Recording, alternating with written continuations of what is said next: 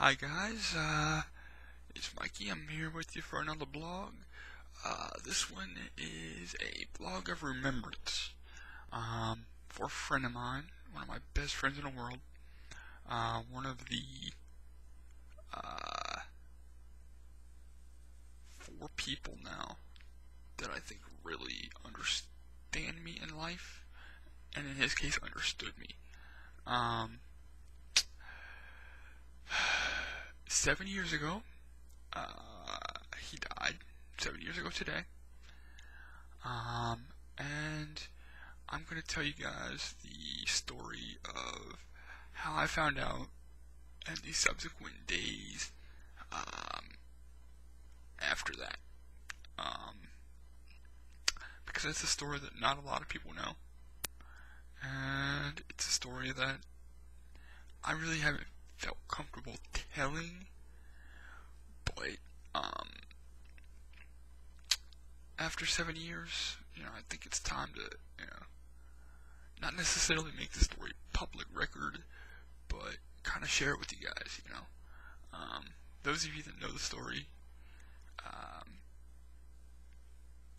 can kind of skip over this part if you want, but those that don't, I think it'll give you a lot of insight into, a little bit about who I am and, why my feelings run so deep for people.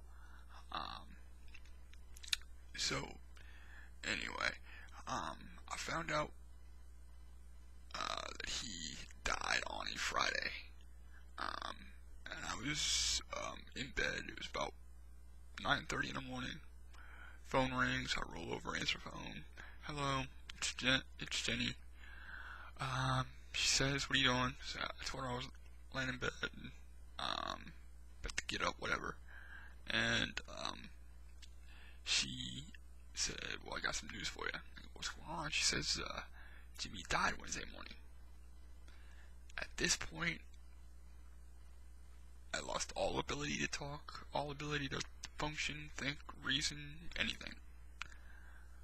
First thing I thought to ask when I regained my faculties after a couple of minutes was, what happened? And she said that he was in the hospital, which we kind of knew because he was in and out since he was born, so. And he had an aneurysm on his heart.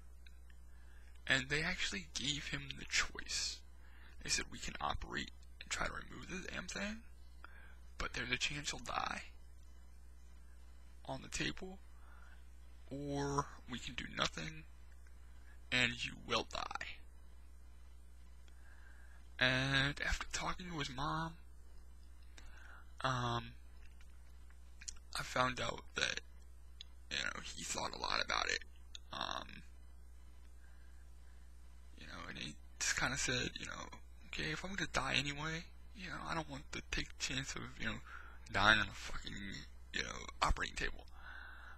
So he said, don't do the surgery, just let me go. I've made my peace, I'm ready to go.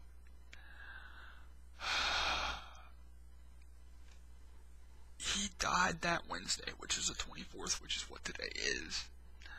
I found out on Friday. Jen and I went to the funeral on Saturday. So in a span of 3 days, he died. I found out, and Jen and I went to a funeral.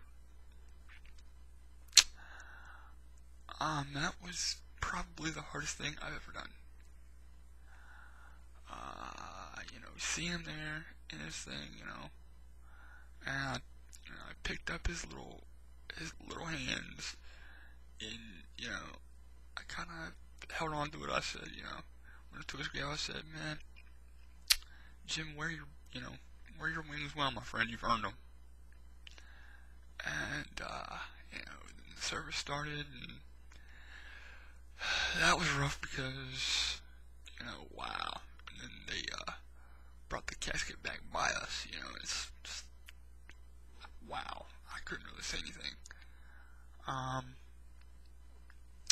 So yeah, it was just a really rough time, and I have been, checked his grave many times, a lot of times when I need to talk to somebody and Tiff isn't around, or, maybe Tanya isn't around, or anybody's not around, I'll go, sit at his grave for hours and just talk to him. And a lot of times I can honestly hear him, saying, what the hell are you doing, man? Are you stupid? You're making like wrong choices. But it's kind of hard to realize what right and wrong is when you don't have, your best friends here to kind of, guide you. But I'll always love him. I'll always miss him.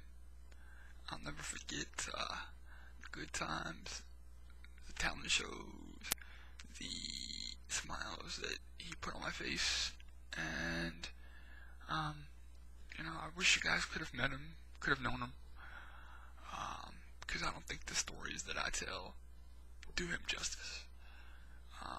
Him or Jenny, for that matter. I don't think it does either one of those two justice. But this is Jimmy. This is what he did, and this is how he affected me. He made me a better person. He made me want to be a better person. And I appreciate everything he ever did for me. Because of him, I am who I am. And Jim, I want to say I love you. I miss you. And I thank you. And I hope I'm making you proud, man.